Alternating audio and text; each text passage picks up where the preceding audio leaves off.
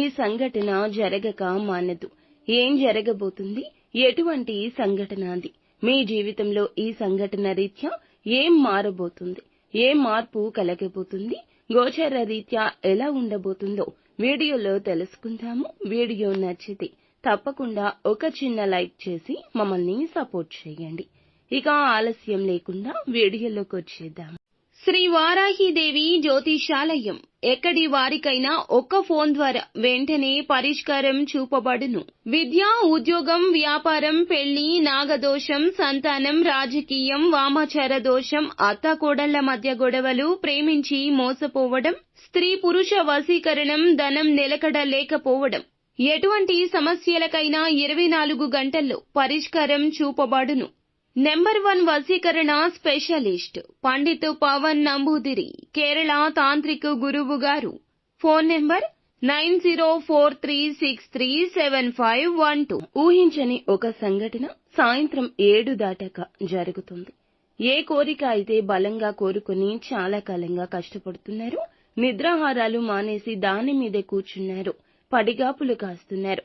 ఈ అవకాశం చాలాసార్లు వచ్చినట్లే వచ్చి చేజారింది. నిరాశలో నిస్పృహలో ఉన్నారు. ఎవరు ఏది మాట్లాడినా ఆలకించలేకపోతున్నారు. మీ మనఃస్థితి అలా ఉంది.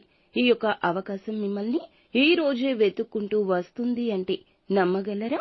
ఇది కల అనుకుంటున్నారా? కాదండి, నిజమే. ఇదే జరుగుతుంది.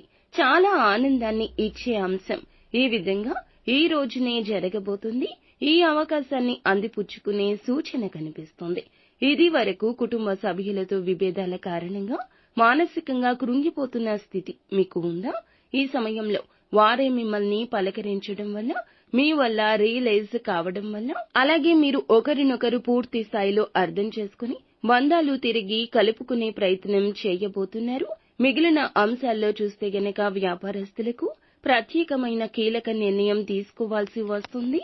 ఎవరైతే వ్యాపారస్తులు నూతన వ్యాపార పెట్టుబడుల గురించి ఆలోచిస్తుంటే, డబ్బు సమకూర్చుకోవడం కోసం ప్రయత్నాలు చేస్తుంటే వీరి యొక్క ప్రయత్నాలు ఖచ్చితంగా సక్సెస్ కాబోతున్నాయి. ఈ రాశిలోని స్త్రీలకు ఈ రోజును బంగారం కొనుగోలు చేసే అవకాశం ఉంటుంది.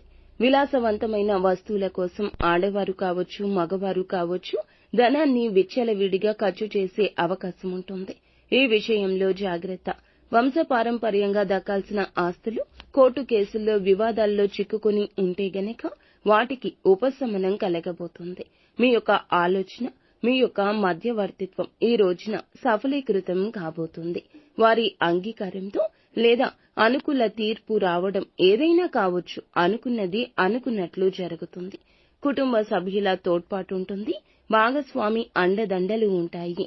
అంతా మంచి జరుగుతుంది. నిత్యం శివారాధన, విష్ణుమూర్తి ఆరాధన మీకు మేలు చేస్తుంది.